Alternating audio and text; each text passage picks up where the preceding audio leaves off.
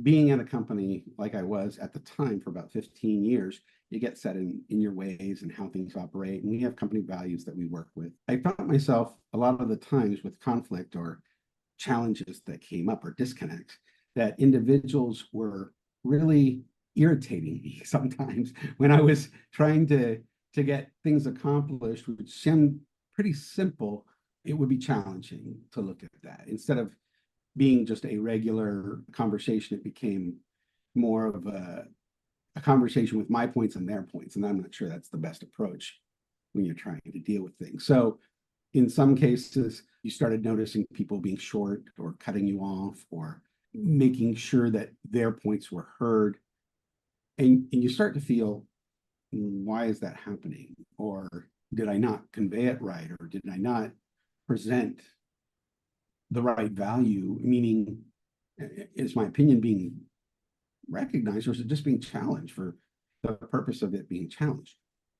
I wouldn't say the work suffered because I personally wouldn't allow that, but did I feel resentful doing it? Darn right I did in some cases, especially after that one incident that was so, I mean, it was like a turning point that made me want to do something. But other people heard about it in the teams. There was that under talk that you have in your group. None of those are building for a relationship at all. They're very isolating. I withdrew, I know, from putting myself out there so much because I was thinking people that know me is go to Chip. He's the guy. He's always encouraged. He's always excited. He's always those things, but tampered that back. I said, I'm just not going to say anything. I'm not going to do anything. I'm not going to.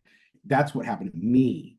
From a group perspective, I took my assignments as they came and I did the work, but I was less engaged for sure. I was felt less valued for sure. How would you describe your negative cycle? For me, I'm normally a pursuer. I go after and try to get something, and the other person's withdraw or they connect. In this case, we weren't connecting, and so they were withdrawing, and then I started withdrawing. Disconnect continues in which you're failing to meet and reach the meeting of the minds, for lack of a better term, of doing work. It became hard. It became very hard in those instances. And the only other option I saw was, how do I get out of this? How do I change this? And because I don't like it, I didn't like the feel of it. There's got to be a better way to this. There's got to be a better way to connect with individuals and make sure that the drives that I have are the drives that support the company and not an antagonistic relationship. I wanted to make sure that we were productive and that we were working together and we were all on the same page. And for most things that happened, but when it didn't work, it didn't work.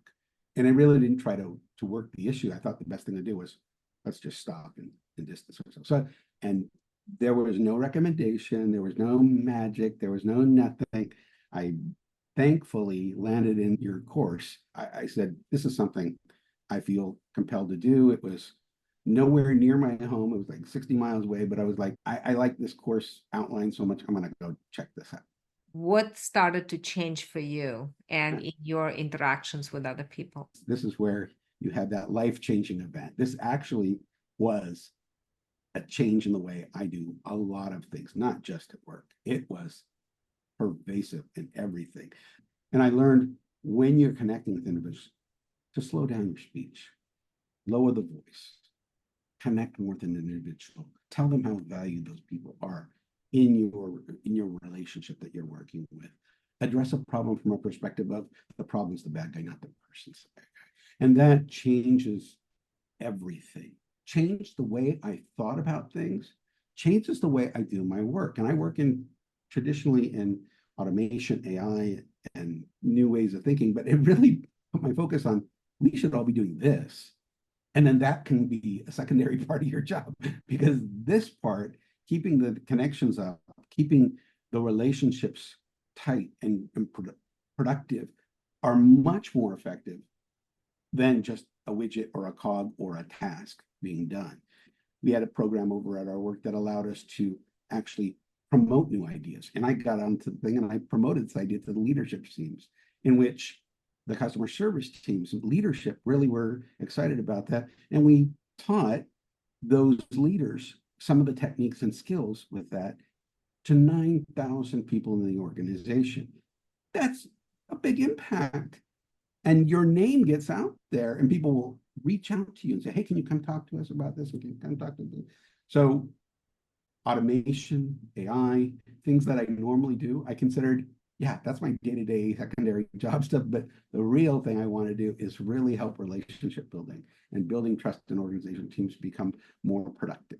Do we still have challenges? Are there issues that happen? Yeah, but at least we know how to address those issues when they come up, as opposed to, I'm just not going to talk to you kind of thing. And that's what you hear a lot. And a lot of people step back. And the more someone steps back, the more the other one reaches out, the whole cycle. We have to break that. And it really changes the bridging. And you're less dealing with the problem and you're focusing more on the function and the work. You become more productive. You can still have disagreements, but they don't become debilitators.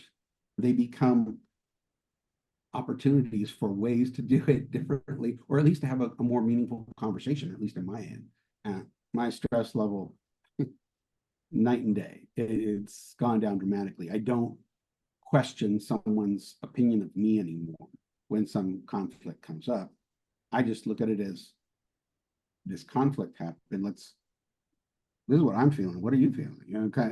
I don't take it personally, if that's a term you want to use, but it is personal.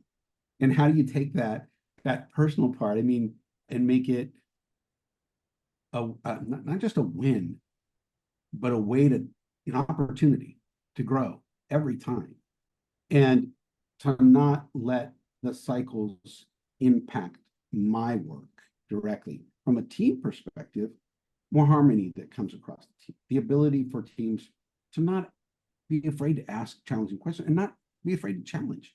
It allowed us to look at individual things and see that they're not just between two people. They're between a person and a team and a company, a team and an organizational unit, the entire company, or even a community. Everything we do can tear us up or tear us down. And I would say the same happens with healing, connecting. As much as you can disconnect, you can reconnect. That's the part that changed everything. When I said it was life-changing, I'm not being overly dramatic. I'm not going to tell you something that's not real. It truly influences everything I do and how we do it.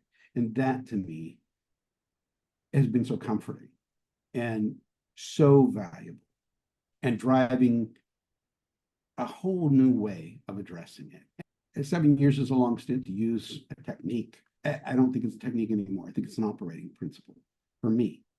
And I like that, because who doesn't want to be a better person?